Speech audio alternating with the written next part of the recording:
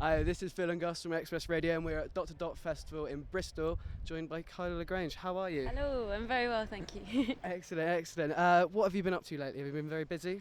Yeah, we've been really busy. We just played we did a little UK tour and then we did our big sort of London show on Tuesday, which was our biggest show we've ever done, and it was brilliant. And then we filmed a video for Walk Through Walls yesterday, which will be the next single. So, and then Dot to Dot, and lots of things going on. So. I wanted to ask you about, you mentioned your video to Vampire Smile. It's a bit of a crazy one, isn't it? It's very noir, quite dark. What was the feelings behind that? Well, it's a really dark song, and the song is sort of all about being scared and obsessed, and like you're in your own little nightmare. And I love the Brothers Grimm fairy tales, which I grew up reading, and when I was a kid, they were my favourite stories, and I kind of wanted that element. So we went out in the woods at night, and it was absolutely horrible to shoot because it was freezing cold. It was January or February, I think, and it was a horrible video to make. But in the end, I loved the sort of end product. Yeah, so, the final product is good. I like it. It's very, very trippy. I enjoyed that. So your debut album Ashes is coming out. Do you want to tell us a little bit about that? The sounds, what you... Yeah, I mean it's sort of a mixture of the sound is a combination of really sort of intimate, tiny pin drop moments and the big epic rockier songs, which is the same as our live show. Really, I really like to undulate between the two things because I think it makes the big songs seem more epic and the small songs seem more intimate. So I like having the contrast. And yeah, it's all recorded with my producer Brett Shaw and Marky Bates and the other producer and my band who I've been playing with for ages. So it's finally going to be out, which is nice. When is it coming out? When can we find it? 30th of July. Okay, not too far away. But then. you can pre-order it now. And you've just been signed to Columbia Records. Sony. Sorry, yeah. And how has that been signed to one of the biggest music producers in the world? Must be a big honour.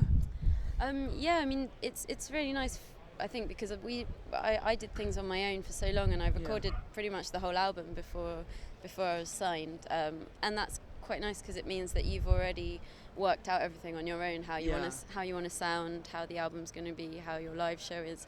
And I think that then when a big label does come along, they just help you out, and if they they can see that you've got it all together already, and that means that you kind of just get that extra bit of help, which is so far what they've been doing, which is amazing. They weren't too intrusive at all. Oh no, not at all. I think I think they've been fantastic, really, really great, and they understand the kind of sound I want to make and my weird taste in videos, which is good.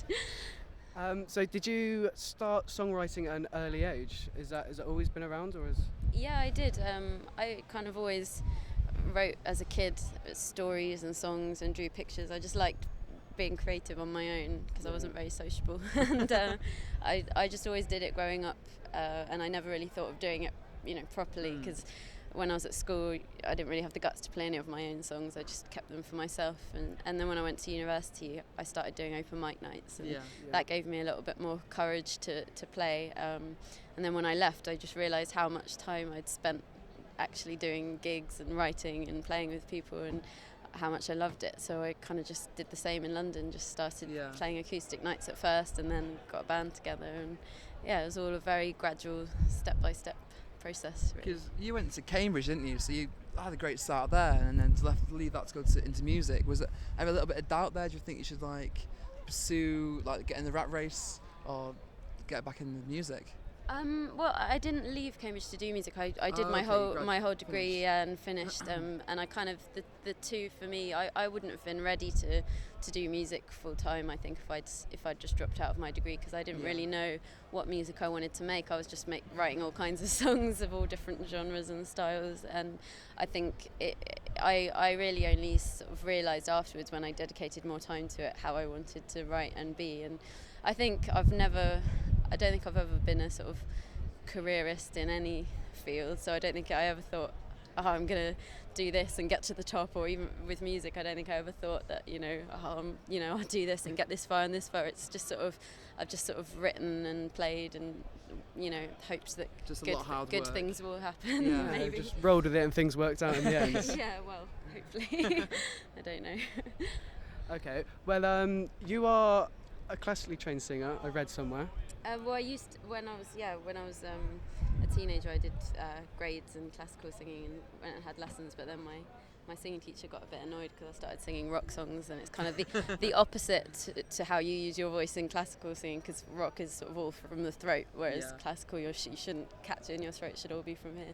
So I kind of left that behind, I think. Yeah.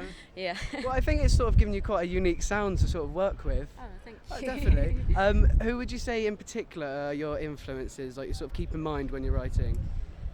I'm so bad at this question because I never really know what, because when I write I write in a bit of a daze. I know, like, the best songs for me are the ones that just you're feeling so swept up in it that you just write, and I don't think I ever really think about particularly this should have this kind of a bluesy influence, or it's just how the songs form themselves. And I think when you're in the studio and you have this sort of base of the acoustic demo or what you've worked out, I think it's all about what lends itself to the song rather than thinking like I should do it like that band or that sound. I mean, sometimes you'll hear, like, say maybe a great sound on a guitar from somewhere and you'll think, oh yeah, we should try and get that kind of a sound. So you definitely do take from some people in that way, but I'm so bad at knowing which things came from where. I don't know. Well, I think that's interesting. Like, things have just found themselves. Yeah, hopefully. Well, I don't know. So probably sometimes you do write, if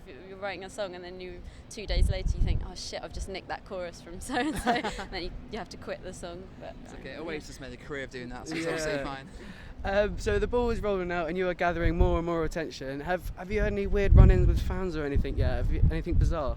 Yeah, we've had a few.